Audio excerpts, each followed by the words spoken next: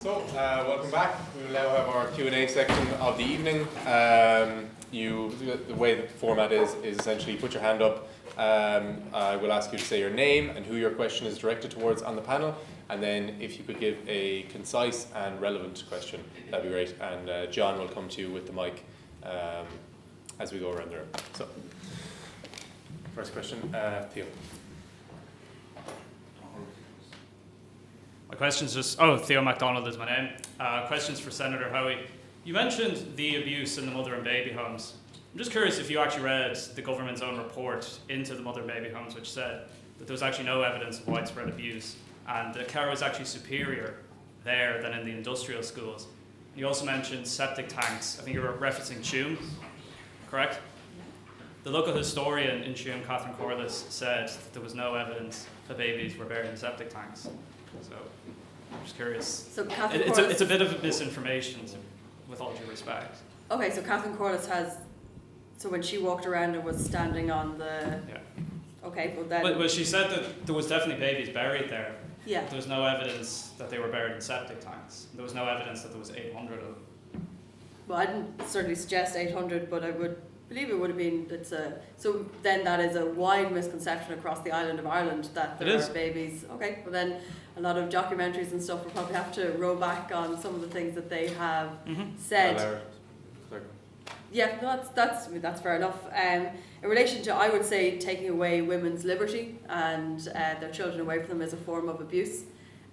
Taking away their ability to live their lives as the way they want to under a moral compass, to me, is a form of abuse. But I'm just saying... Wait, no, that's okay. Perhaps other people might have a different interpretation of what abuse is. To me, that is a form of abuse, to remove liberty from a woman and to force them into a situation that they did not want to be in.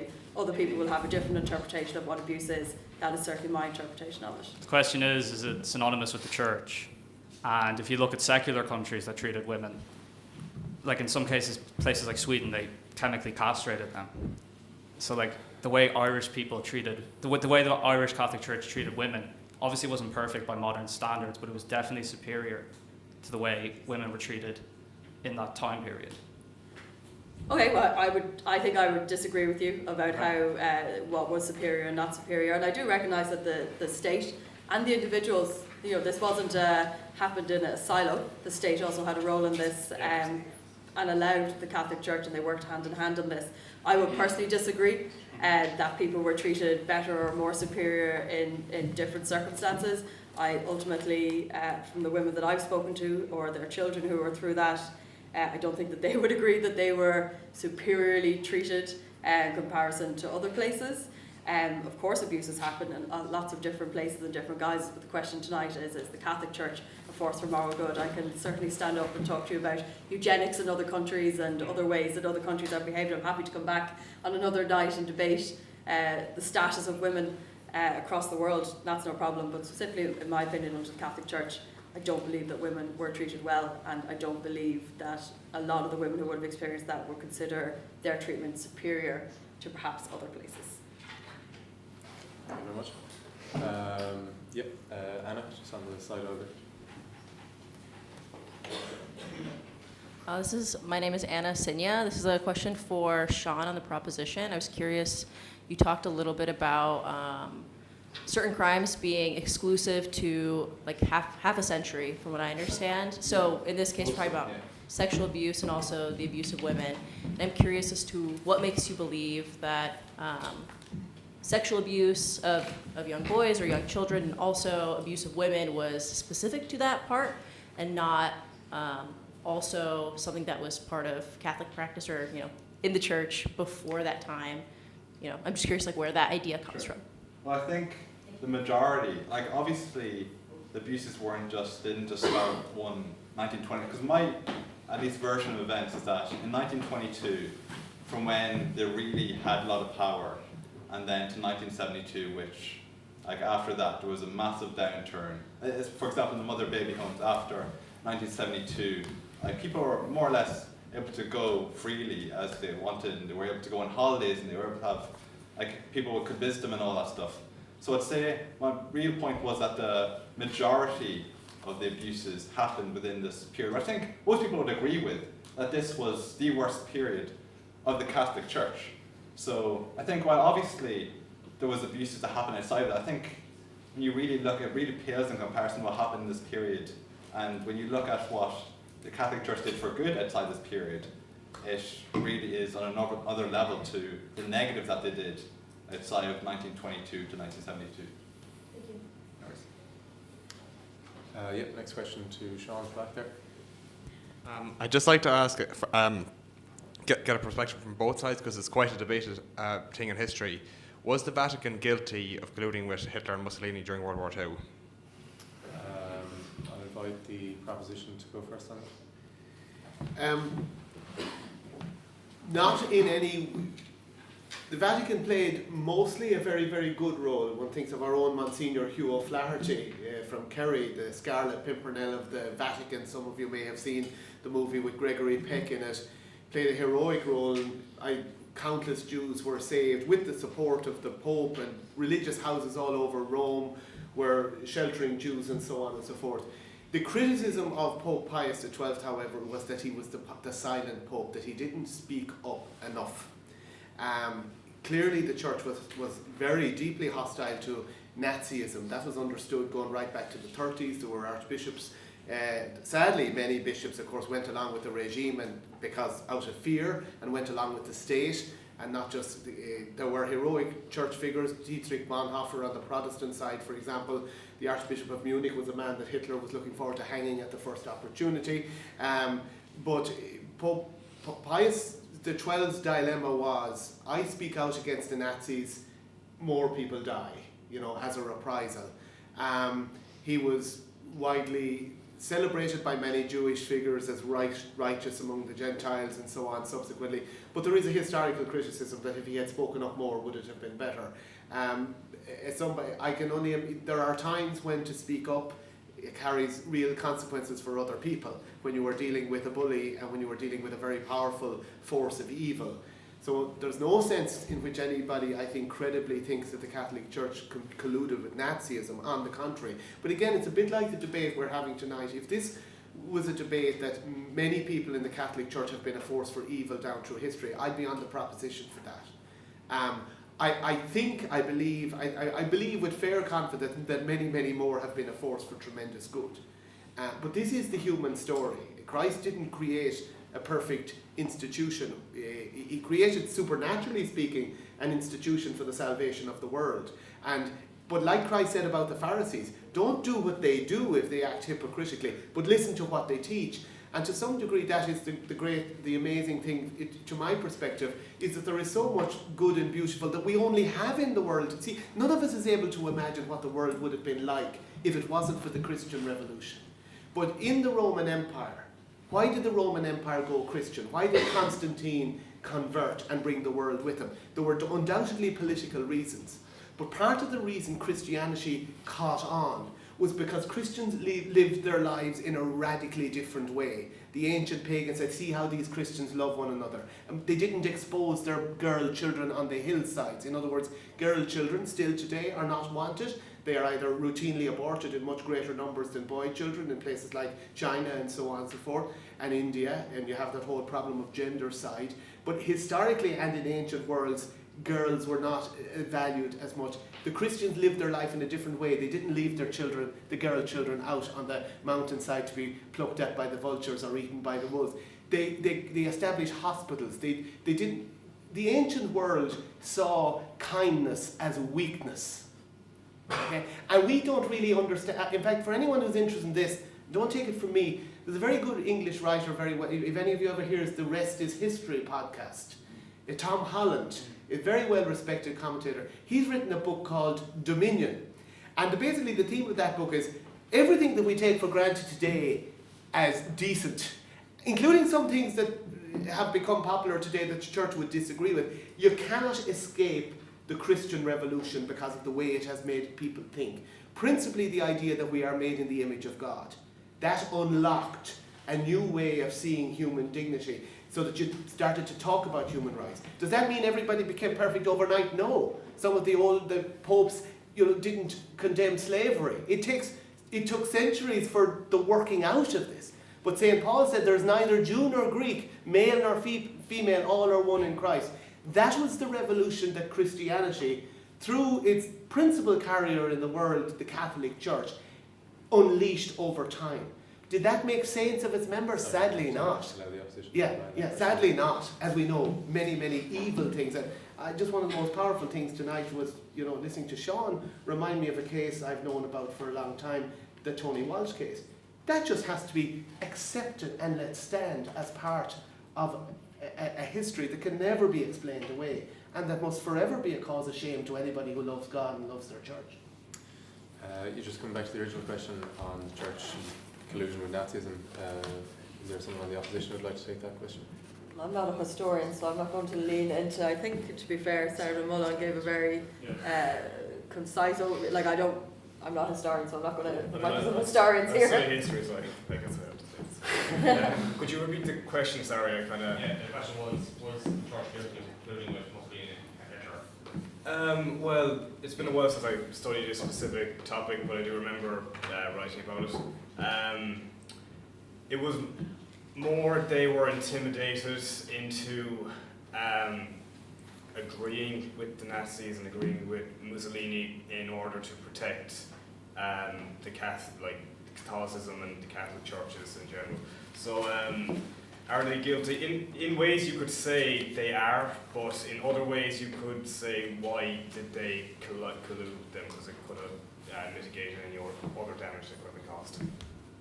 Okay. Who would like to ask a question next? Yeah, gentleman on the left there. Hi, I have a question for Senator Annie Hoey. So, at which point did the Catholic Church, in your opinion, become, a force for evil or not a force for good? And is there a chance for it to redeem itself in your eyes in the future? Or, as it has committed the sins of the past, are those going to stick? And is there no chance for its redemption? I don't think the opposite of not being a force for good is a force for evil. I think those are two separate things. We were talking earlier on, two truths can effectively exist at the same time. We have plenty of people who work within an institution who are doing good and decent things, while the overarching institution, in its current format, under its current guises, is not necessarily, and as I've said, obviously I'm the opposition on it, a driving force for good. I don't know, as someone who wasn't raised Catholic and therefore of the schism faith, I'm not sure exactly if you want to go down my route as to when the Catholic Church became not a force for good. We could go down good old nailing things on doors if you want. That's a very in-house Protestant reference. So maybe around about then we could maybe say that the Catholic Church became not a force for good, and I joined the Mothers Union. I didn't know you were a Protestant. I know. Raised under with the Mothers Union. Very good. Excellent jam. I'm top tier jam. Brilliant pastries. You can't compete with the Protestants when it comes to framing. I say we're aboard with whisks in our hands. Obviously I'm being somewhat facetious. I think it creates an ultimatum on things. I don't think anything is irredeemable.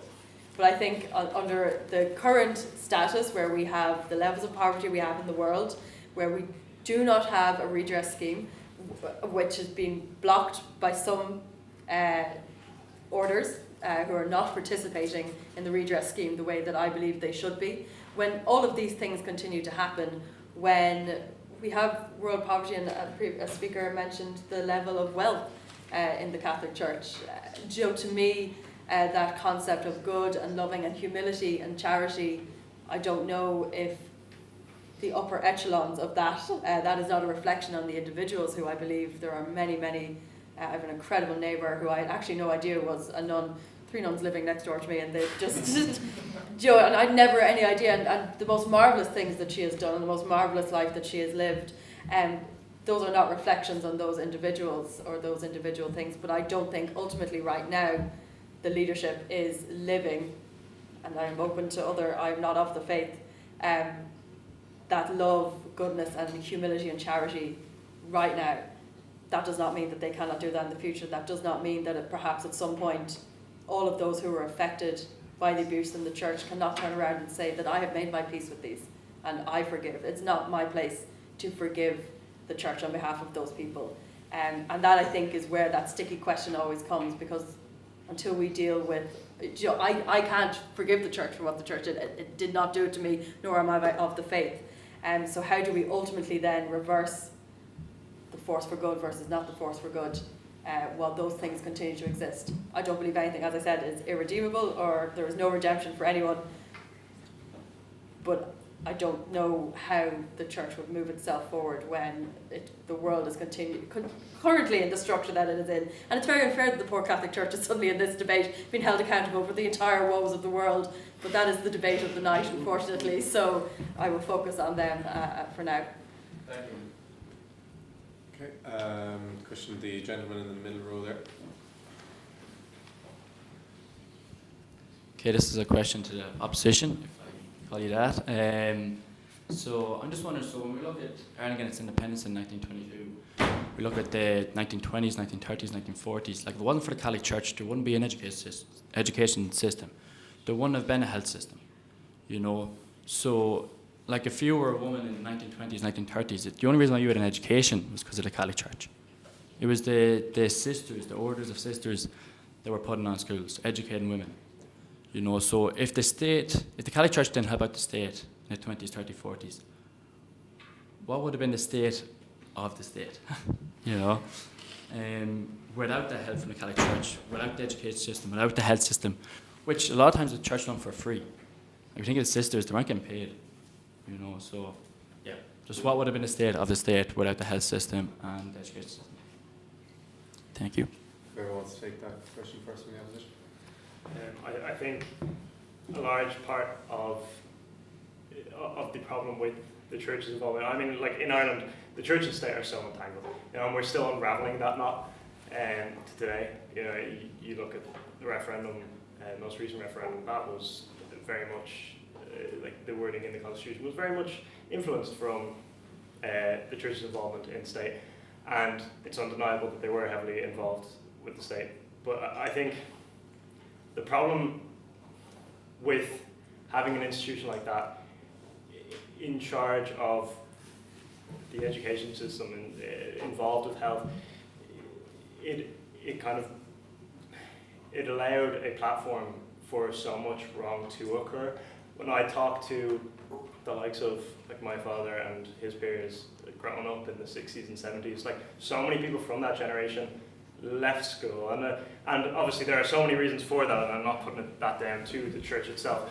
But when they go into school and they're fearing the fathers who are teaching them and the nuns who are beating them every day they go in, and they can't recite the passages that they learned the day before, you know, that kind of, it puts into question then the validity of that education that's being provided. You know, it's how valuable was it if a large amount of the children in it were subjected to that kind of to that treatment.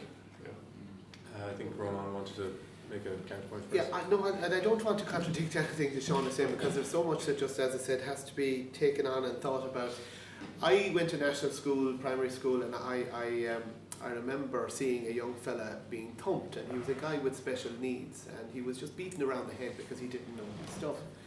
Now, it wasn't a priest who did it, it was primary school, it was a lay teacher who I liked, you know, and I look back at that time in the mid-1970s, and I remember feeling vaguely uncomfortable, but I wasn't outraged, you know, and I always ask myself the question, what would I have been like, you know? And C.S. Lewis, who great Protestant writer and philosopher, has this great idea that, you know, we can never judge anybody else because we actually don't know what hand the other person has been dealt with. So let's say you were a priest or a Christian brother or somebody like that, or just a lay person, because let's get away from the idea that this is exclusively, that this is like, we can't know what our society would have been like without the church's influence, but we can see what it's like without the church's influence now. And there's a lot of horror going on in our society. There's more suicidality, there is more abuse, there's more drug taking. Sexual abuse of children sadly has not gone away. There's highly questionable stuff happening all over our society. You could say our society has maybe grown away from some of the harshnesses of the past, but it has also lost some of the gentleness in some parts. But we can't truly judge, as C.S. Lewis says, because we don't know the hand the other person has been dealt with. But I often think it's Mother Teresa, Saint Teresa of Calcutta. Sometimes the church is blamed for what it could never, for doing things that or for not doing things that it never set out to do in the first place. A remarkable example of that is Mother Teresa of Calcutta, who picked up, people in the slums and devoted her life to caring for what she saw as Jesus in the most abandoned, wretched people. She was criticised in subsequent years for not doing enough in the area of kind of analgesics and pain relief, and basically she couldn't meet the standards of a hospice in the West. But that was to criticise her for not doing what she didn't intend to do. Her witness was to show that the most rejected people in the world were beautiful in themselves and deserving of love, and that's the thing that not just Christians, to be fair, but others have as well. It's that divine spark that's in people that helps us see that each other is lovable, and it's profoundly tragic and dysfunctional that the church that should have been the church people who should be the best ambassadors for that message. That's why we're so scandalised by the church. It's because they stood for so much that the harm that some of them did was so bad. And like with this nun I know of, never met her, she's an old lady now, friend of a priest, friend of mine, who told me what she said. She worked in one of these mother and baby homes. And she recalled as a young nun getting up at 7 in the morning to open the convent gate of the mother and baby home. And what did she find there? A pregnant girl tethered to the gate by whatever relative left her there because her family didn't want to care for her.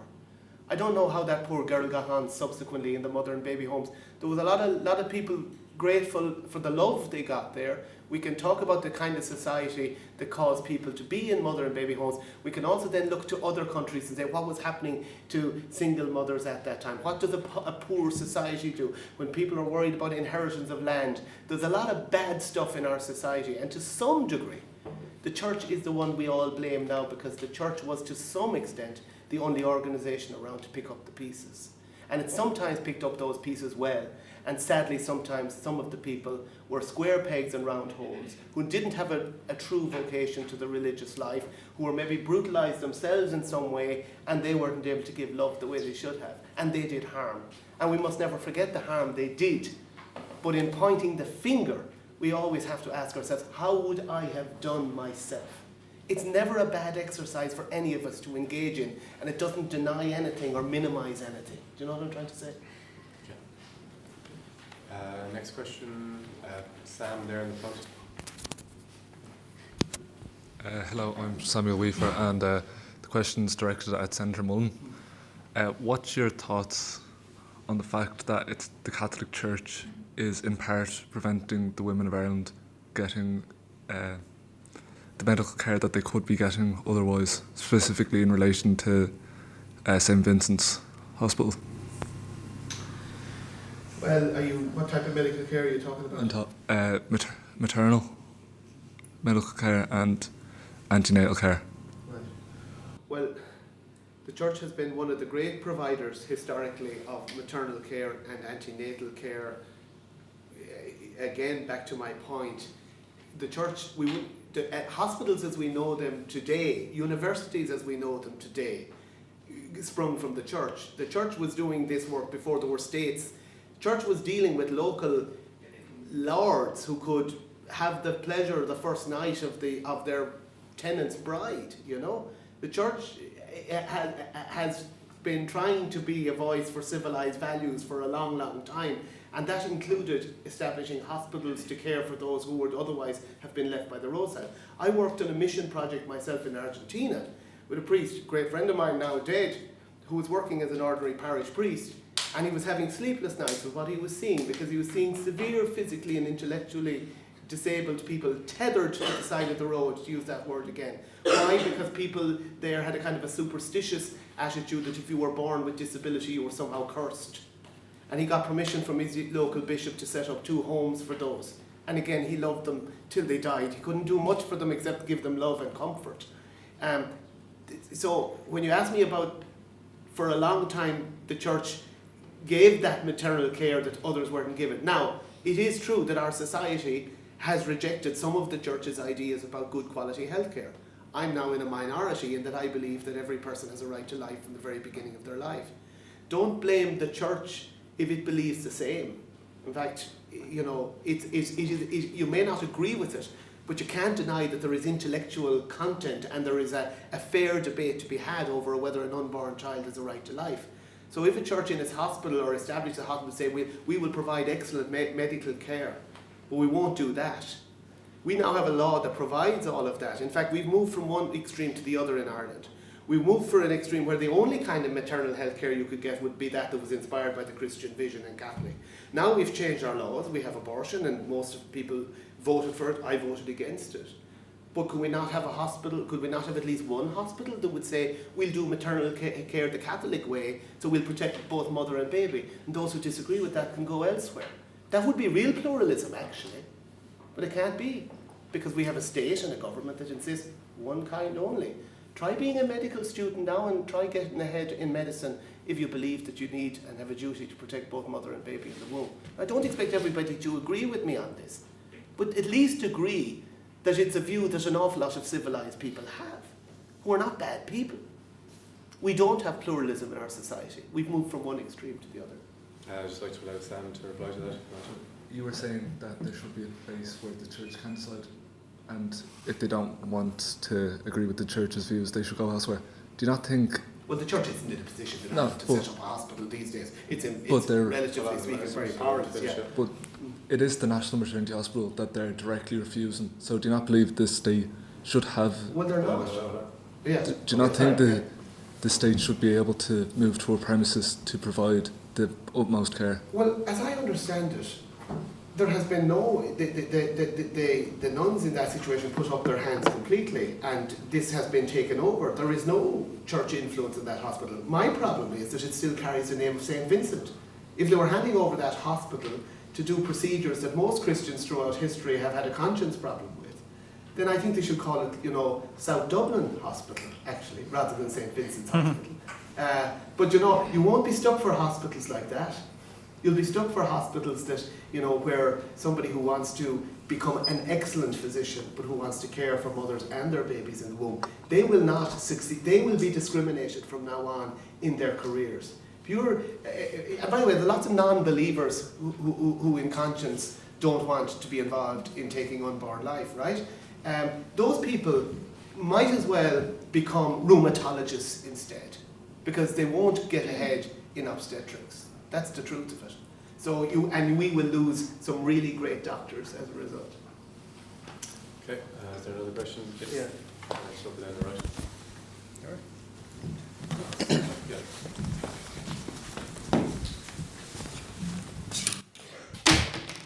Oh, thank God it's not a laptop. The Lord. It's in the small things. But my question is for Senator Mullen. You were talking about how the church didn't set out to provide such maternal medical care that Sam was talking about. But I want to bring up an example of a time when there was, I think it was a trial for cancer preventing or cancer curing medication that was prevented from going ahead by Bishop Kevin Doran in Sligo due to the fact that the women in the trial would be on contraception due to potential adverse effects should any of the women become pregnant while on this experimental medication. So I ask, is the church more pro-life? Like, are they more pro-life that they would potentially risk more people dying of cancer and stopping this trial? Or are they more anti-contraception that they are going to cancel the whole trial? Like, which is more important, really? I think you misremember that particular case. I think I recall writing about it when I used to write columns in the Irish Examiner. I don't think first of all, there was no blocking of the cancer drug trial, to my almost certain knowledge. I think the issue that he, as a church leader, said was it was a matter for people themselves that they shouldn't be asked or told to go on contraception. That's a church teaching. People are free to take contraception or not to take contraception, And I think that was his issue. Also, he was probably thinking of the kinds of contraception that actually end a life in its very earliest stage. So you can't blame the church for, thinking about these issues deeply if it teaches and believes, as I do, that life begins at its very beginning, and that's a very scientifically evidenced position. But I think it's unfair to charge that they were somehow blocking trials from taking place. That wouldn't have been the case. Sligo General Hospital isn't a Catholic hospital, for one thing. He may have been on an ethics committee that spoke about these things, but in no sense would he have been on the driving seat. So you're right to ask the question. You can't. If you're pro-life, then you must be for life at all stages, and you certainly wouldn't be truly pro-life if you were willing to sacrifice, for example, a mother. In fact, the whole pro-life position has always rested on an idea that a mother gets whatever medical treatment she needs, even if that results in the loss of her baby, and that was always the pro-life position, so there was never a contradiction there. Would you like to reply, Catherine? Oh, no, I'm okay. Thank you, though. It's good to be reminded of. I wish I'd remembered properly now. Question there in the middle, gentleman with the glasses. Hello, my question is for the opposition and maybe specifically Senator Hoey. It seems to me like you've all acknowledged that there's good being done with the Catholic Church. I think there's a lot of mundane good maybe that you're overlooking. Like if you ask yourself what is good or what is ill, in Dublin for example, like what's the major social ill? You might say homelessness. And like I'm not an expert on this, but like off the top of my head, there's the Peter McVerry Trust, there's the Lighthouse Hostel on Pier Street, which is Protestant, there's the Captain Day Centre, does homeless meal services every day, there's the Legion of Mary Morningstar Hostel, does homeless meal services every day, the Regina Cheli does meal services every day for women. My question is, like with all due respect, if you ask yourself what is good in Dublin, or like foreign aid to Africa for example, who do you represent that does good every day across the world on a global scale? Yeah, I think I acknowledged in my thing actually that there are plenty of people within those structures who do a huge amount of good for homelessness and those who are in need. But the question in my mind was I was willing to balance out those two things.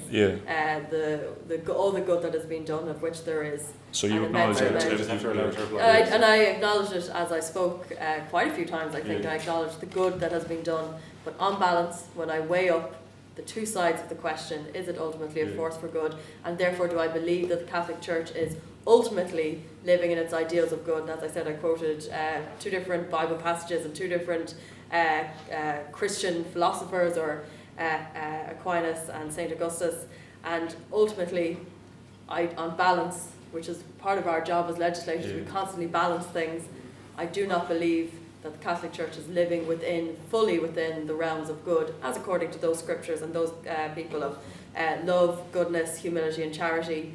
On balance, when I weigh up the two things, I still fall down on the side that ultimately I don't believe, but that does not take away, nothing that anyone says here takes away from the good that any individual does, or takes away from the good any of those organisations, and I work with a few of them quite regularly in Dublin. It doesn't take away from the good that they do to ultimately on balance lean down on the side. That good will continue and go on. I hope that Peter McVerry Trust and all those organisations continue to do that good. But when we're looking at the question and I'm writing my hard thesis on the falling down on one side or the other, on balance, I don't believe that the Catholic Church, when I look at those Bible statements and those other philosophers, is ultimately living right now as that force for good that it could be. Okay. So I mean, in Dublin, for example, who else does good for the homeless, do you think, on a large scale like that? I mean, are you aware of anyone else that does that kind of good? Because we're talking about everyday basis, like everyday stuff. Every day they feed the homeless. Every day they're going to Africa on missions, this kind of thing. Like, it's easy to say the headline bad, because a lot of people have said the headline bad.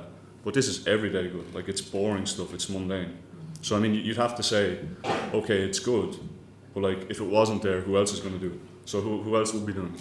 Well, I'm in a volunteer group of over 300 volunteers who go out every night, and we do with migrants and refugees. None of us are particularly religiously affiliated, and we work with new migrants that come in every day, if you want one example. That would be a group of people that do good. I don't know the faith inclinations of anyone in that group. I've never asked, because we come together to do things like tents and food and all of those things. There are a multitude of organisations I would say across Dublin, that don't actually get the headlines, actually, who aren't the Peter McVerry Trust, who aren't with the big businesses and the buildings and stuff like that. There are an awful lot of regular people who go out, and I don't know their faith orientation, I don't know their beliefs, I've never asked them, but certainly my experience of being on the ground, volunteering with people, as I said, I particularly with that, I'd say it's probably about 230 people in that group of volunteers who every single night coordinate amongst ourselves to help people get tents and migrants and food like that. So that's just one organisation, for example, that I can think of off the top of my head. And I know that there are other groups that are operating in that slightly more ad hoc basis. They don't have that structure of like a building, the Capuchin Centre, the Lighthouse. We're just on the ground with our cars, moving people from one place to the other. So that would be an example, I would say, of people who are trying their best, but I don't know their faith orientation, so I can't answer that for you. Jamie, sorry, I just wanted to say, like, I think it's important to kind of double down on the distinction I made earlier, but, you know, it's like the people who make up a lot of these charities, you know, they're individual believers, and they kind of work, and a whole lot of good is done on that basis of individual belief, right? And on this side of the house, like, we're not opposing those individual believers who do good on the basis of their faith, but the institution that is behind that, further up the chain, you know, the Catholic Church, a lot of harm is ingrained in that structure, and that's what we're opposing. It's that structure. So when you have believers who come together and who believe in that faith strongly themselves and do good, that's so valid, you know, and like that, and that needs to happen. But when these structures still exist, like, you know, you look at the Vatican, and as I mentioned earlier, all the wealth that's there, and what are they doing the most that they can with that? I don't know, but possibly. Would you rather some American millionaire bought up the Pieta in St. Peter's? No? But I feel like when you look at, I mean, there's cases of it doesn't cost you anything to visit the Pieta, you know. No, I understand. Yeah, but like there's cases of, like, there was a house in London that was bought for an absorbent amount of money. There's shite there too, no doubt. Yeah, like that's what I'm saying. You know, so like, and if we are to say that it is colloquially like a force for good, but yet that corruption still exists, it's very difficult to say as an institution that the Catholic Church is. Sometimes I think, can I just say? Oh, sorry. Can I just say, like, the Capuchin Centre is run by friars. The Legion of Mary is heavily, like I don't want to say infiltrated with clergymen all the time. You know, Peter McVerry is a priest, so I don't think you can just separate the two. You know, like, they're on the ground doing it. Who's going to Africa? I met a Sri Lankan priest or an Irish priest. He just went on mission to Sri Lanka. You know, I mean, with respect, who do you know that does that? You know, that's not religiously affiliated. Well, there are very virtuous non-believers. Yeah, too. I know, but I'm saying en masse, also the broad strokes. Yeah. Like, can any of you name an organisation, like a large homeless organisation, that's not religious or not Catholic? I can't, honestly. Do you know what I'm saying? I don't have one off the top. Well, this is. Yeah. But this is part of the Irish story that the church can't entirely take credit for, because the church was there as the organisation on the ground. So it was going to attract people, and it put those, like, it deserves huge credit, don't get me wrong, but it was also for a long time the only show in town, and therefore we're still to some degree pulling from that well, because those organisations are long established. The state has moved in now because there's wealth in the country, at least for now, and it funds a lot of these activities. But certainly we wouldn't have had to begin with. Like, the amount of stories of priests and nuns, and it's still going on in the missions, scraping pennies together to build three things, in fairness. I met a bishop from Africa, from Uganda, relatively poor remote diocese, came into Leinster House. I thought I was just giving him a cup of tea because he was visiting, and the next thing he said, I won't try and invitate, because it might sound racist to invitate exactly, but he was about saying, you know, I have a list of things I want. He said, I am a bishop, so I do three things. I need to build a cathedral, I need to build a hospital, I need to build a school, you know, and that's been the model for a long time. Is it about promoting the faith? It certainly is, because in the end, and this is not the politician talking, the reason the Catholic Church is a force for good, in my belief, is because it has the sacraments that'll get you to heaven, okay? I don't expect non-Catholics to agree, but they're pretty powerful, you know? And certainly I would invite all people of goodwill to open up to Jesus Christ, to God, if you're not a Christian. But if you've been born in the Catholic tradition, don't reject it because of the sins of some of its members, even some of its leaders, however bad those sins are. Because you can't judge an organisation on its individual members. It is true that when the individual members go wrong, it is highly scandalous, and we see the pain of it now. But the more deep you go into it, the more deep you have to make a decision for yourself about what do I believe is true about my life. And whether another person is a saint or a vile sinner isn't really going to change that answer for you. There's something else that you need to discover. Okay. We just have time for one final question tonight. Let's go to Jack. Hand up first. Hi, it's Jack. Just a question to you, Rónán. I just would like to know what is your opinion on John Charles McQuaid and his legacy as Archbishop for 3 decades? And another thing is, do you think corporal punishment pre-1984, when it was made legal, kind of exacerbated the problem that kind of people in education, especially in like Catholic schools, might have been more prone to be abusive to kids in school? Well, I'll take the second one first. I think corporal punishment is one of those things that can actually enlighten us about our complicated past. Because if you think about it, things happened in schools that we would regard as crimes today. I was having a chat in a pub one night with a neighbour of mine, and he was talking about a neighbour we both knew. And he said he used to be terrified because the primary teacher was from Kerry. And if Kerry had lost the football match the night before, it was, I mean, all joking aside, he was a terrorist. And he could remember the one lad, he'd be beating him with a hard stick, and the other guy, they were made to bring in the stick first of all. And then the other guy was basically watching his colleague being beaten, and he knew what was coming to him. I mean, that is just horrific to think about now. So you might say, rightly, where was the Catholic Church in, how come people didn't know that this was wrong? And this is the problem with judging the past. We have the benefit of hindsight. Nobody thought it was wrong. Parents told their kids if they were beaten, you must have deserved it, and they gave them another beating. And yet there were people, including a very devout lay Catholic called Cyril Daly, a doctor in Dublin, who was one of the first to campaign harshly and strongly against corporal punishment. So that's our complex history. The first question? John Charles is a very interesting case. I worked in the Dublin diocese at the time. John Bowman of RTE came and opened up the archives. There are things that about John Charles are very unattractive. You mentioned the story about the tampon, the kind of the obsession with kind of finicky things. That was definitely there. He was a strange person. There was a priest who went to Africa, and he would give him permission to go on some charity work, and the priest wrote in the letter, to Archbishop McQuaid, I'm looking forward to going to Africa and seeing tigers and all the rest of it. And he got 4 words back in his letter from Archbishop McQuaid: no tigers in Africa. So there was a kind of a strangeness about him. At the same time, he was a man who, according to his reputation, he was especially good to people who were on their uppers. Patrick Kavanagh, the poet, who had a complicated relationship with alcohol, like occasionally myself, I'm in an advanced state of refreshment. He was in an advanced state of refreshment very often.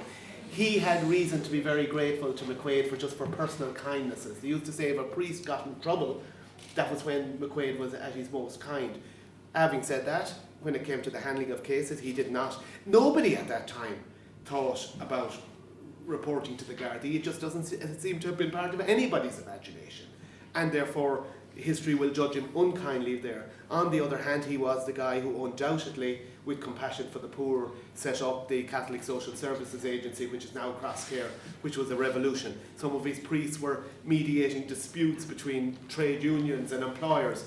So there was a whole lot of good in him, but there was a lot of strangeness. Do you think that could have been due to kind of fear or an intimidation to not report that as a layman? I think the church had an exalted, trusted place in society. Regarding abuse, generally people look the other way. Going on in families, people look the other way. There was not a culture of reporting to the police, and it wasn't that, because funny enough, one thing you say about the Catholic Church is it tends to be very pro the law of the land, because it sees the law of the land as keeping social order and preventing anarchy. So it was never the case, to my knowledge, that they would say, well, this is one law that we're not going to, it wasn't like that. It was more, there was institutional shame, and people will lose their faith, or we send the guy to a psychiatrist instead of contacting the guards. All of that stuff that we now look on in horror. And not only was that a problem in the Catholic Church, it was a problem everywhere else as well. Senator Hoey had an input there. Just when you mentioned Cyril Day, there's an excellent film, Pray for Us Sinners, that was only out in the last few years. If anyone's interested in watching it, it's an incredible story about him and how he was lambasted actually for his stance on corporal punishment, but also he and his wife took in girls who were destined for other state institutions, and they took them in themselves, and they were very much ostracised. But this, at some point there was they were based in Navan. So if anyone's familiar with Navan, there's kind of limited roads in and out of it, and certainly then there were more limited roads in and out of it. And there was an apology. I can't recall which paper. I'm going to say the Independent. I can't recall. But and it would have vindicated kind of him and the torment he was put through for his stance, particularly in corporal punishment. But mysteriously, the van never made it over the bridge into Navan, and all of the papers that had the apology in it. Not say that lay people just decided that it was not to come into Navan. It's all in this film. And the papers were. I have a feeling that was not Cyril Daly, but another good man who was very brave and deserved all the credit that you give. But I have a feeling that Cyril Daly, now I could be totally wrong here, but Cyril Daly was just another one of those heroes. I know about him because I know his family, and he was a very devout Catholic, and somebody said he hasn't got the credit he deserved over the years. I could be wrong, but perhaps I'm thinking of it. But Pray for Us Sinners is an excellent film about I think that a might man have been who one of stood yours. against. Could have been a good Protestant. Good Protestant. One of my people. Okay, this could go on for hours, I'm sure, but we have to call things at some stage 9:15. So, a reminder that at the start of the night, the motion was, this House believes that the Catholic Church is a force for good. Everyone who agrees with that motion, could you please raise your hands now?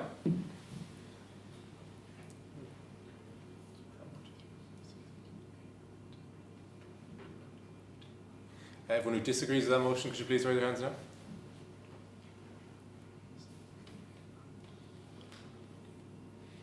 Narrow win for the opposition, 19-17. Geez, if we got that number though from Masco, and we'd be back. So with that said, thank you all for coming. Thank you to our speakers.